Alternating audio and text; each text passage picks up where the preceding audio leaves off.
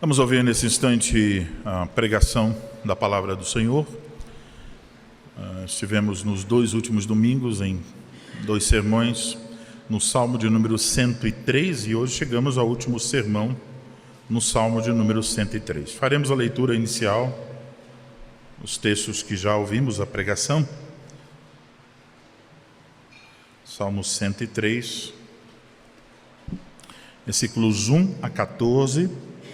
E a seguida faremos então a leitura do texto da pregação dessa manhã, 15 a 22.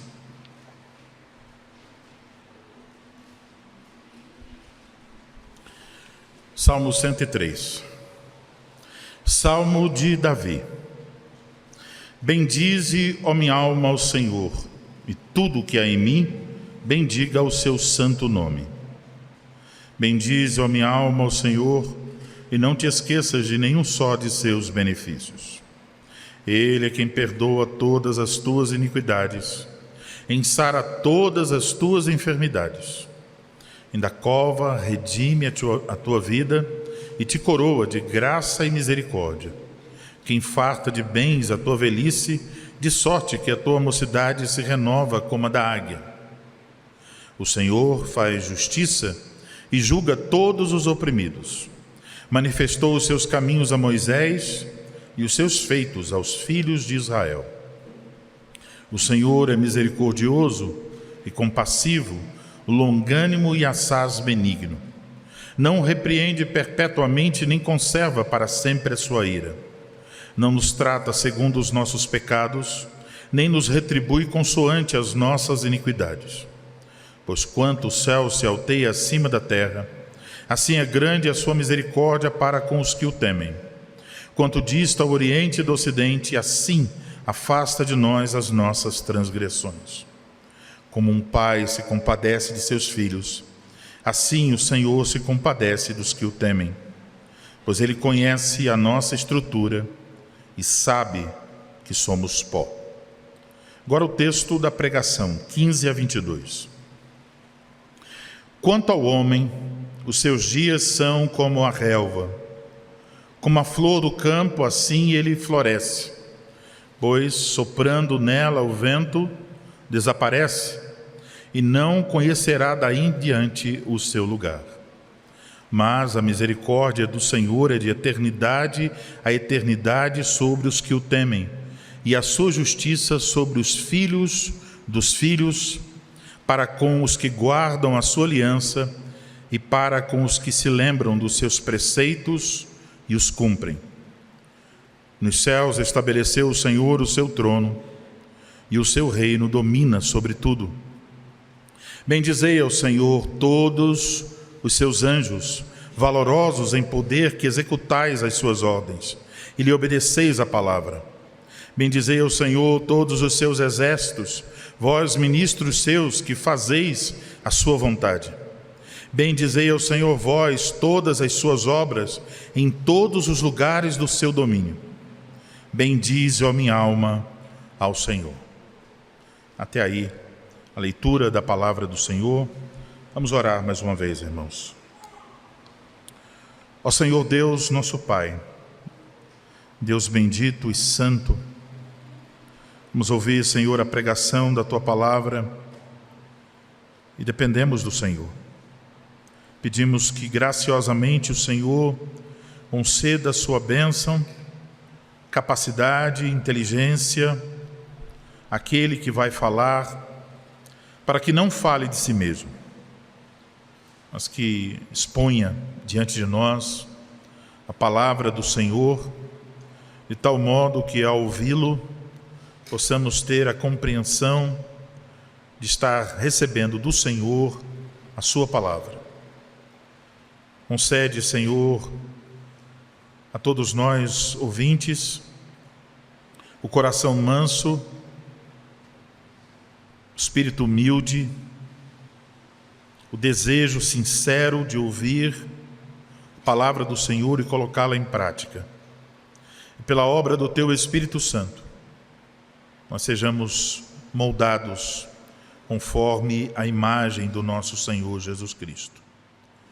Dá a tua bênção sobre todos nós, enquanto o teu Filho nos declara o teu nome. Em nome de Cristo oramos. Amém.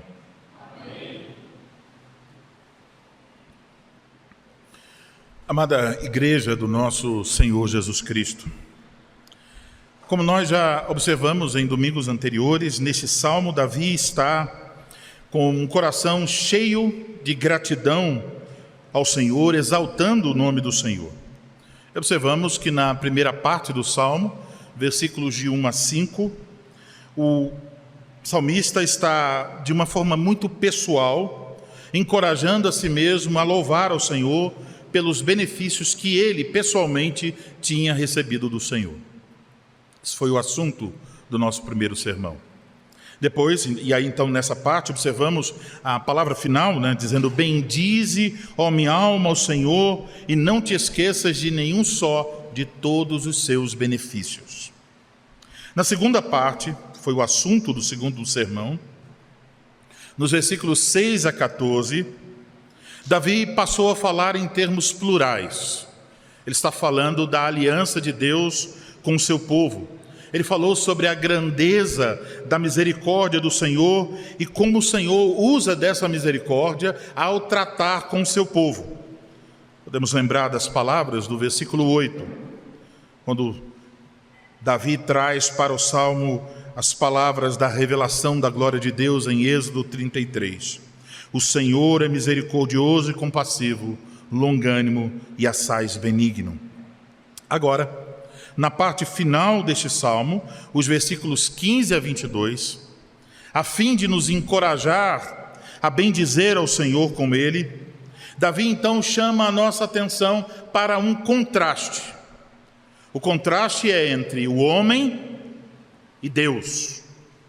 Portanto, eu vos anuncio a palavra de Deus nesta manhã, o Santo Evangelho, sob o seguinte tema: a fragilidade humana e a grandeza da misericórdia de Deus. Isso é o tema da pregação. A fragilidade humana e a grandeza da misericórdia de Deus. E nós vamos ver 3 pontos nesses versículos. Primeiro, nós somos aqui encorajados a observar que a vida humana é frágil e breve. Versículos 15 e 16. Em segundo lugar, nós somos encorajados a reconhecer a misericórdia e a justiça de Deus, que elas são eternas. Versículos 17 e 18. E em terceiro lugar, somos encorajados a bendizer ao Senhor por causa disso. Versículos 18 a 22. Então, em primeiro lugar, nós somos encorajados a observar que a vida humana é frágil e breve. Vamos olhar então mais uma vez para os versículos 15 e 16. Quanto ao homem, os seus dias são como a relva, como a flor do campo, assim ele floresce. Pois soprando nela o vento, desaparece, e não conhecerá daí em diante o seu lugar. Então observem que o assunto de Davi é quanto ao homem e os seus dias. E então ele vai comparar a vida humana à relva, como a flor do campo que floresce. E se você observa com cuidado essa expressão, a flor do campo, a relva, como uma imagem para descrever a vida humana, se você é um leitor da Bíblia, logo dirá: eu acho que eu já li isso em algum outro lugar. E na verdade, são tantas passagens que nem posso mencioná-las todas aqui. Mas, por exemplo, no Salmo de número 90, nos versículos 5 e 6, falando sobre os nossos anos, os anos da nossa vida, Moisés diz: tu os arrastas na torrente, são como um sono, como a relva que floresce de madrugada. De madrugada viceja e floresce, à tarde murcha e seca. Podemos lembrar das palavras do profeta Isaías, no capítulo 40, versículos 6 a 8. Uma voz diz: clama. E alguém pergunta: que hei de clamar? Toda a carne é erva, e toda a sua glória como a flor da erva. Seca-se a erva e caem as flores, soprando nelas o hálito do Senhor. Na verdade, o povo é erva. Seca-se a erva e cai a sua flor, mas a palavra de nosso Deus permanece eternamente. Davi está utilizando a mesma comparação. E aqui devemos notar que mesmo se Davi comparasse a vida humana à vida de um carvalho ou de qualquer outra árvore de grande resistência, ainda assim estaria implícito a ideia de que é passageira. Mas a comparação aqui é muito específica. É a comparação da nossa vida com uma flor do campo. Isso é para ressaltar ainda mais a brevidade e a fragilidade da nossa vida. A ideia de que basta um sopro, um vento, e a flor deixa de existir. E não se conhecerá daí em diante o seu lugar. Então a imagem é: crianças, vocês podem passar, talvez passeando com seus pais, numa chácara ou em outro lugar onde haja ali vegetação, flores e ervas. Você passa ali e então você, criança, vê uma linda flor. Isso foi pela manhã e você diz: olha, que flor tão bonita. E aí você vai brincar e mais tarde você volta e você diz: onde estava aquela flor? Você nem consegue mais achar o local onde ela estava. E não conhecerá daí em diante o seu lugar. Aqui está a mensagem. A vida humana é frágil e por isso mesmo a nossa existência é passageira. Uma pessoa pode parecer muito saudável, forte, jovem, bela, cheia de vida. Mas vocês já viram como isso pode mudar rapidamente e drasticamente? Como isso tudo pode desaparecer e procuramos e já não é mais. Nós somos assim. Somos como a flor do campo. E Deus não nos dá de fato a saber quantos dias nos foram reservados pela sua providência. Uma pessoa pode viver 80, 90, outro pode viver 2 anos, 3 anos. Há crianças que nascem em poucos dias, se foi. Ninguém sabe o dia final de sua vida. Mas uma coisa Deus nos dá a saber: a nossa vida é breve, a nossa vida é frágil. Cada um de nós está, por assim dizer, por um fio, por um sopro. O hálito do Senhor, a vontade dEle, a providência dEle. Pode dizer: hoje ainda, Elianai, chegou o seu fim. E cada um de vocês pode colocar o nome de vocês nessa frase. Fulano de tal, hoje chegou o seu fim. Isso pode ser dito à pessoa mais velha que aqui se encontra. Provavelmente estou entre elas. E pode ser dita ao bebê mais recente que aqui se encontra. Deus diz quando, Deus diz como, nós não sabemos, mas aqui está Deus nos avisando: a vida é breve. E é importante observar que isso está sendo dito aqui no contexto do Salmo 103, onde Deus está revelando não só a nossa fragilidade, mas exaltando a sua graça e a sua misericórdia em perdoar pecados. Portanto, amados irmãos, aqui está algo que nós não devemos esquecer. Deus sabe que nós não podemos viver sem a sua misericórdia. Então nós mesmos devemos reconhecer isto. Devemos reconhecer que somos pecadores e que a nossa vida é breve. Devemos reconhecer a fragilidade e não depositar a nossa esperança, a nossa confiança em nós mesmos ou em outros seres humanos. Nenhum de nós pode viver sem ser sustentado pela misericórdia de Deus. Se você agora é capaz de encher o seu pulmão de ar e dizer: estou vivo, saiba que isso é possível somente por causa da misericórdia do Senhor.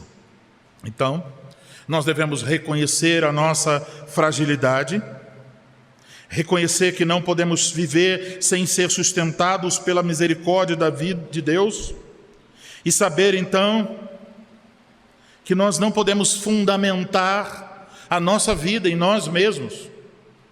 Eu farei tal coisa, eu sou inteligente, eu tenho saúde, eu tenho recursos. Isso é uma grande tolice. E crianças, talvez agora vocês possam se lembrar de outra pregação, em que eu mencionei uma coisa bem parecida. E alguns de vocês até fizeram desenhos. Vocês lembram? A pequena flor está lá à beira do rio, e o homem sai do barco, e ele olha para a flor e diz: olha, as águas estão ficando tumultuadas e o vento está aumentando, eu quero alcançar um lugar seguro para que o barco não seja levado. E esse homem então, você olha, ele vem com uma corda, ele vai até aquela flor, ele coloca o laço ao redor da flor e ele nem aperta, porque se ele apertar, a flor morrerá. Mas ele coloca o suficiente e deixa ali com a confiança de que a flor estará sustentando o barco, que não deixará que o barco se vá. Crianças, o que vocês diriam? Foi a minha pergunta no outro sermão. O que vocês diriam a esse homem, prendendo seu barco a uma flor na beira do rio? Eu quero crer, crianças, que vocês diriam: ei, moço, isso não é muito sábio. Isso não é muito bom. Moço, essa flor não é capaz de resistir a coisa alguma, ela é frágil. Isso é tolice. Pois é exatamente isso que as pessoas fazem quando confiam em si mesmas, quando confiam em outras pessoas. Você pode ter a saúde, a juventude, pode ter um bom emprego agora, um bom salário, pode achar que tem muita coisa para frente da sua vida. Mas eu quero que você pense nisso. Para usar a linguagem do Salmo, você pode ser uma bela flor cheia de vida, mas quando soprar o vento, não se achará mais o seu lugar. Então, eis a pergunta que precisamos fazer: o que é a nossa constituição? Que dirá o Salmo: é pó. O que é a nossa existência? Dirá o Salmo: é relva. O que é a nossa glória? Dirá o Salmo: a flor do campo. Qual é o nosso futuro neste mundo? Não se conhecerá daí em diante o seu lugar. Então, meus irmãos, não se iludam com as mentiras desse mundo. O mundo não considera Deus. O mundo não quer pensar sobre o dia final.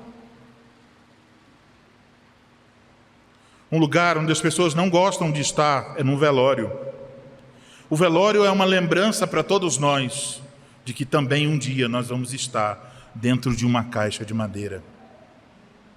No velório todos estão calados, apreensivos.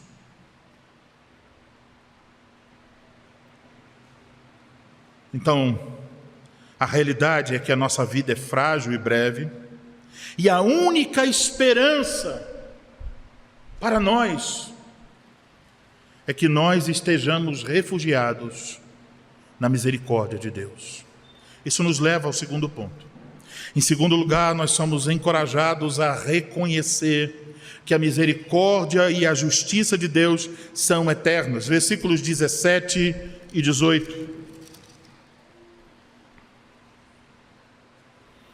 Veja o começo do versículo 17, o contraste. Mas a misericórdia do Senhor é de eternidade a eternidade sobre os que o temem, e a sua justiça sobre os filhos dos filhos, para com os que guardam a sua aliança e para com os que se lembram dos seus preceitos e os cumprem. O termo utilizado por Davi aqui no versículo 17, mas a misericórdia do Senhor, é o mesmo termo que foi usado no versículo 8. No final do versículo 8 diz que Deus é assaz, ou grandemente, abundantemente benigno. É a mesma palavra, benigno, e aqui traduzido como misericórdia. Como já mencionei, essa palavra então é uma palavra que é usada no Antigo Testamento para se referir ao amor pactual de Deus pelo seu povo. Então é importante entender isso. A forma de Deus se relacionar com o seu povo no Antigo Testamento e no Novo Testamento é por meio de uma aliança. Deus estabeleceu sua aliança com Israel e estabeleceu sua aliança com sua igreja. A aliança, ela é confirmada por meio de sangue. Lá na antiga aliança, o sangue dos animais. Na nova aliança, o sangue de Cristo. As pessoas da antiga aliança foram aspergidas com o sangue dos animais. Nós somos aspergidos com o sangue de Cristo Jesus.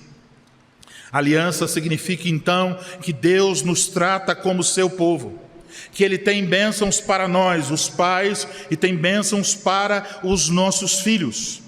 Então essa palavra misericórdia aqui revela a graça, o amor de Deus, o amor pactual de Deus, do Deus da aliança pelo povo da aliança.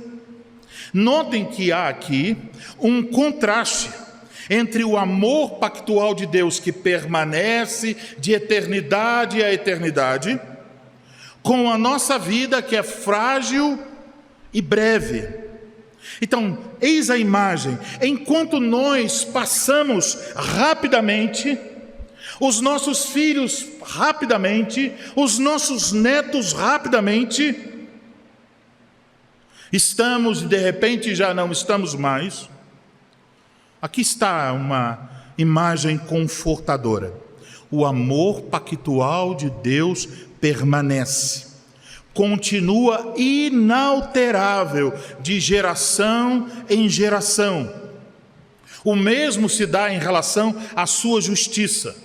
E nesse contexto, a justiça de Deus quer dizer os feitos de Deus para salvar o seu povo, os atos de Deus para cuidar, para defender, para preservar o seu povo. Então a misericórdia de Deus alcança as gerações, os feitos de Deus para defender o seu povo alcança os filhos dos filhos, diz o texto. Amados irmãos, então notamos assim a grande bênção que nós desfrutamos.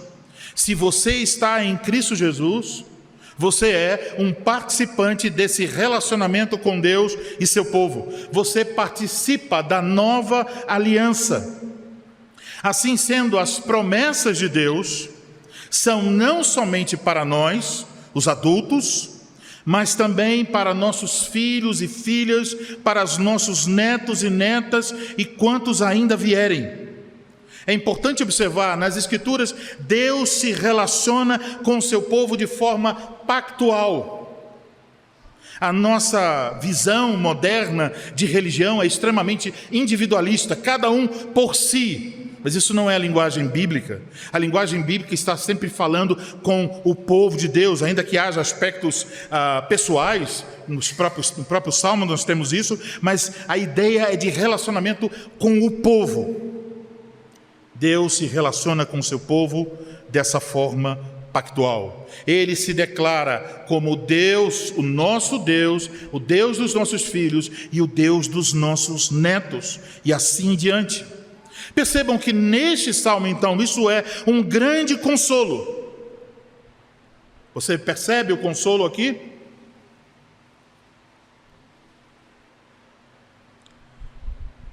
Eu sei que eu vou passar. Eu sei que a minha vida é breve. Mas eis o consolo.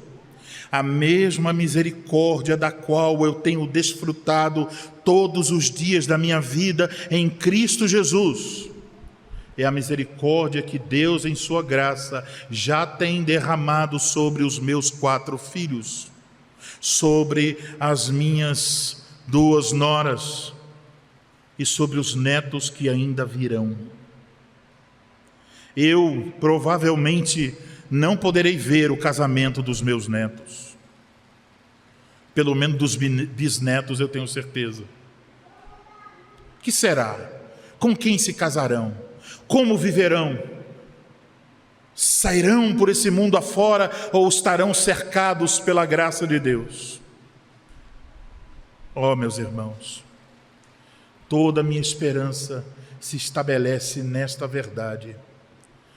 A graça de Deus e a sua justiça sobre os filhos dos filhos. Creia nisso. Abrace esta verdade preciosa. Essa não é um tipo de verdade para cruzar o braço e dizer, então que seja assim. É a verdade na qual nós, entendendo a verdade, usaremos todas as nossas forças, todo o nosso conhecimento, todo o nosso empenho para que Deus confirme esta graça sobre nossa família. Então, assim será, de geração em geração, até a volta do nosso Senhor Jesus Cristo. E eu sinceramente espero que quando Cristo voltar, esta é também minha fé, que todos nós vamos poder nos reconhecer. E espero que eu poderei reconhecer os meus netos, bisnetos e quantos ainda nascerão até que Cristo volte. A misericórdia e a proteção do Deus da aliança em favor do seu povo se mantém apesar da nossa fraqueza, apesar da nossa fragilidade, se mantém apesar da brevidade da nossa vida, de geração em geração.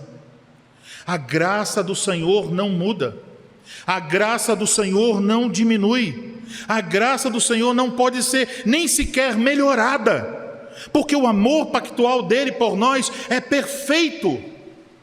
Portanto, a nossa vida é curta, e às vezes mais curta do que nós pensamos. Nós e nossos filhos estamos cercados de incertezas, de fragilidades, mas o amor pactual de Deus é certo. É certo. Antes de existirmos, esse amor era uma realidade. E quando o nosso nome for esquecido neste mundo, o amor de Deus ainda será a realidade de geração em geração. Podemos dizer então, sem medo, como Moisés no Salmo 90, Senhor, Tu tens sido o nosso refúgio de geração em geração. Agora, sobre quem são essas bênçãos? Essas bênçãos pactuais. O texto nos diz que são sobre os que temem o Senhor e sobre os que guardam a sua aliança e cumprem os seus mandamentos. À luz disso, poderíamos perguntar: será que a misericórdia de Deus é alcançada por meio das nossas obras? E se olhamos para o restante da Escritura, a Escritura vai nos ensinar claramente que Deus sempre é o primeiro. Ninguém dá a Ele para que venha a ser restituído. É o contrário. Ele dá primeiro para receber gratidão. Então aqui, quando nós encontramos esse temor, essa fidelidade e esta obediência, eles não são a causa da misericórdia. Eles são os frutos da misericórdia. Eles são os frutos de gratidão, porque Deus está agindo em nossas vidas com misericórdia. Então, a essa altura, uma pergunta melhor seria: qual a maneira de respondermos a essa tão grande misericórdia? Davi fala dos fiéis como aqueles que temem a Deus, isto é, aqueles que reverenciam, que confiam, que amam a Deus. Temer a Deus, reverenciar a Deus, é fruto da graça de Deus. E é um fruto que os filhos devem aprender com seus pais. O lugar que Deus ocupa em casa, a forma como nós nos referimos a Ele, as prioridades da nossa vida indicarão se nós tememos ao Senhor ou não. Por exemplo, imagine, o pai chega para a criança e diz: olha, meu filho, a coisa mais importante é o Senhor nosso Deus. Ele é o Criador de todas as coisas, Ele é o nosso Salvador. O louvor a Ele deve estar acima de todas as coisas. E então, num belo domingo, a mãe chega e diz: olha, amor, a minha prima, ela vai ter um aniversário belíssimo. Olha uma coisa, eles gastaram 50 mil para fazer o aniversário da minha sobrinha e compraram presentes lindos e maravilhosos para cada criança, e o nosso nome está na lista. Agora chegou a hora da criança aprender quais são as prioridades de seus pais, quem está ocupando de fato o primeiro lugar. Quando o pai disser: vamos comprar um presente para mandar para a nossa sobrinha, mas não vai ser hoje, não vai ser no domingo que nós vamos lá mostrar nosso amor e carinho por essa criança, porque o domingo nós estaremos diante do Senhor para louvá-lo e glorificá-lo. A criança talvez não vai gostar muito, mas ela vai perceber: meu pai leva Deus a sério, meu pai tem o temor do Senhor.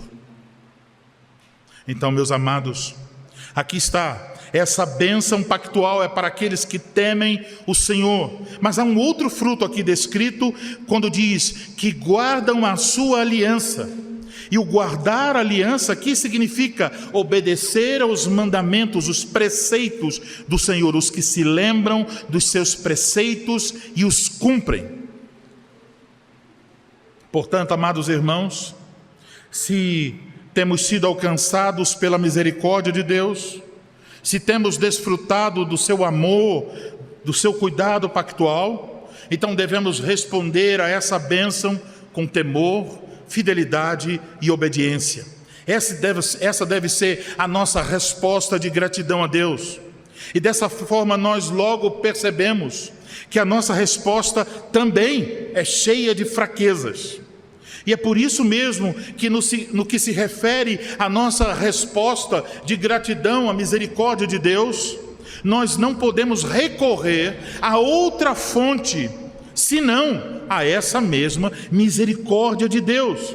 Como responderei? Onde buscarei a graça para viver com gratidão? Não será no legalismo, não será na força humana, é também pela misericórdia e a graça do Senhor. Se nós queremos ver as bênçãos da aliança estarem sobre nós e nossos filhos, sobre os nossos netos, nós devemos clamar a Deus, o Deus da aliança, que nos ajude. Portanto, irmãos, nunca se afastem dessa aliança, nunca desprezem esse amor e cuidado pactual de Deus. É verdade, nós somos fracos, frágeis, a nossa vida é breve, mas aqui está a graça de Deus, a graça de Deus que nos cerca, que cerca a nossa vida, que cerca a vida dos nossos filhos e netos. E quanto mais nós percebemos a nossa fragilidade, a nossa nulidade, a brevidade da nossa vida, mais nós observaremos e perceberemos o quão grande é a misericórdia e a graça de Deus sobre nós. Assim sendo, se pode observar que há uma relação entre o conhecimento de Deus e o conhecimento de nós mesmos, de modo que você pode perceber essa graça e ser grato a Deus, e viver de acordo com ela, e reconhecer os seus próprios pecados e miséria, e reconhecer que é pó, e reconhecer a fragilidade e a brevidade de sua vida. Mas a boa notícia é que, se estamos em Cristo, mesmo sendo frágeis, mesmo a vida sendo breve, temos um consolo. Deus nos guarda em sua misericórdia. Você pode dizer a si mesmo: eu sou frágil, a minha vida é breve, mas Deus, em sua misericórdia, está cuidando de mim. Aqui podemos lembrar as palavras de Jesus em Mateus 6, versículo 30. Ora, se Deus veste assim a erva do campo, que hoje existe e amanhã lançada no forno, quanto mais a vós outros, homens de pequena fé. Se Deus se importa com a erva do campo, quanto mais conosco, que pela fé estamos unidos a Cristo. Essa percepção de que a nossa vida passa tão rápido deve então colocar em relevo ainda maior a glória da graça de Deus perante os nossos olhos, e deve nos levar a louvá-lo todos os dias das nossas vidas. Isso nos leva então ao último ponto. Em terceiro lugar, somos encorajados a bendizer ao Senhor. Versículos 18 a 22, leamos mais uma vez. 19 a 22. Nos céus estabeleceu o Senhor o seu trono, e o seu reino domina sobre tudo. Bendizei ao Senhor todos os seus anjos valorosos em poder, que executais as suas ordens e lhes obedeceis a palavra. Bendizei ao Senhor todos os seus exércitos, vós, ministros seus, que fazeis a sua vontade. Bendizei ao Senhor, vós todas as suas obras, em todos os lugares do seu domínio. Bendize, ó minha alma, ao Senhor. Qual é o verbo que predomina nessa parte final do Salmo? Bendizer. Aqui tem o sentido de louvai a Deus. Davi deseja que o povo de Deus se una a ele em louvor ao Senhor. E para nos encorajar, Davi nos faz olhar para o governo soberano de Deus. Deus é aquele que estendeu nos céus o seu trono. Ele governa sobre todo o universo. Então ele não é só o Deus daqueles que o amam e daqueles a quem ele cuida. Ele continua sendo soberano, o Todo-Poderoso sobre todas as coisas. Ele levará a pleno cumprimento todos os seus desígnios. Então, notamos que o nosso futuro não está nas nossas mãos frágeis, mas tudo está nas mãos desse Deus poderoso. Então, nós nos refugiamos nele. Se nos escondemos na sua misericórdia, não há o que temer, estamos seguros. Diante desse amor maravilhoso, desse cuidado gracioso, diante desse poder soberano, o que se pode dizer? Davi convida toda a criação para louvar a Deus. Ele termina o salmo com uma quádrupla repetição para se bendizer ao Senhor. Primeiro, ele convoca os anjos a esta adoração. Eles são os ministros, os servos que executam a vontade de Deus. Versículo 20 e 21. Depois Davi convoca toda a criação, as obras de Deus, em todos os lugares do seu domínio, a louvarem o Deus soberano que domina sobre tudo. E por fim, no versículo 22, Davi encoraja a si mesmo a bendizer ao Senhor. Bendize, ó minha alma, ao Senhor. Então o salmo termina como ele começou. Davi reconhece que há muitos motivos para louvar a Deus. E você também deve ter muitos motivos para louvar a Deus. Então considere nisso. Talvez a semana de algum de vocês foi uma semana difícil. Talvez a providência de Deus anda apertando você. Talvez as coisas não tenham saído como você esperava. Talvez você tenha perdido alguma coisa. Talvez alguém entristeceu você. Mas veja, mesmo assim, mesmo que uma dessas coisas, mesmo que todas essas coisas ao mesmo tempo tivessem vindo sobre sua vida, você ainda teria um motivo para vir aqui, reunir-se com o povo de Deus e cultuar a esse Deus e dizer: bendize, ó minha alma, ao Senhor. Amados irmãos, vocês teriam motivo? Eu ouso dizer que sim. E a razão é que, apesar da brevidade da nossa vida, de toda a nossa fragilidade, todos nós que estamos em Cristo devemos admitir imediatamente: eu estou cercado com o amor e o cuidado pactual de Deus. Eu e minha família estamos protegidos pelo Deus da aliança. E tenho esperança que não só eu e meus filhos, mas meus netos e as futuras gerações serão alvo deste amor. Por quê? Por que Deus tem nos incluído neste relacionamento? Já sabemos, não merecemos. Então, por que temos recebido promessas tão maravilhosas? A glória de Deus se revela nesse salmo, tanto na sua justiça quanto na sua misericórdia, mas também se revela na sua soberania, em exercer justiça e misericórdia. E a glória da sua justiça, a glória da sua graça, a glória da sua soberania, Deus nos faz conhecer por uma única pessoa, por meio do seu Filho Jesus Cristo. É por meio de Cristo que nós temos recebido todas essas promessas. É por causa dele, é por meio deles que Deus nos faz conhecer sua misericórdia e sua justiça. É por meio do sangue de Cristo que Deus nos fez participantes da nova aliança. Eis o que ouvimos a cada ceia: este é o sangue da nova aliança. É por causa de Cristo Jesus, o nosso Salvador, que nós temos as preciosas e maravilhosas promessas que abrangem a nós e aos nossos filhos. Então, queridos irmãos, o eterno Filho de Deus, sendo Ele mesmo aquele a quem os anjos bendizem, aquele que governa sobre todas as coisas, Ele deixou a sua glória para tornar-se tão frágil quanto nós.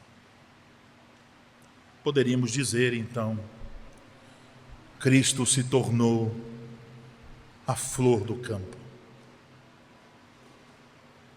frágil, para tomar sobre si a natureza frágil, para salvar pecadores como nós. Deus assumiu a nossa fragilidade, barro e erva, para que conhecêssemos a eternidade da sua misericórdia. Você vê isso? Você percebe isso? Como isso aparece quando nós olhamos para o Salmo 103 e olhamos para toda a vida do nosso Salvador Jesus Cristo. Ele vem até nós para assumir a fragilidade humana, para dar-nos a conhecer a eternidade da misericórdia de Deus. E agora, por causa dele, nós temos as promessas deste salmo.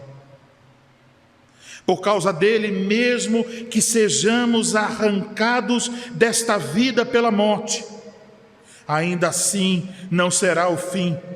Haveremos de ressuscitar para viver para sempre com ele.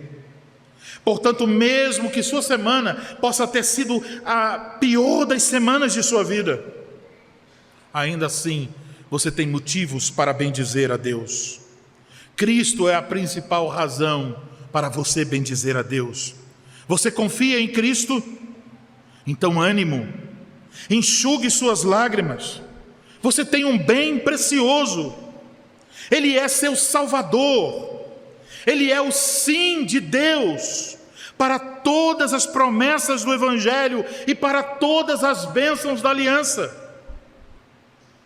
Ele é o alimento que sacia a alma faminta e sedenta. E mesmo que sua vida seja curta, você agora pode dizer: a eternidade me espera. viverei para sempre debaixo da misericórdia de Deus. Então você pode unir sua voz à de Davi, à luz do Salmo 103, à luz de tudo que o Evangelho proclama, e dizer: bendize, ó minha alma, ao Senhor, e tudo que há em mim, bendiga o seu santo nome. Amém.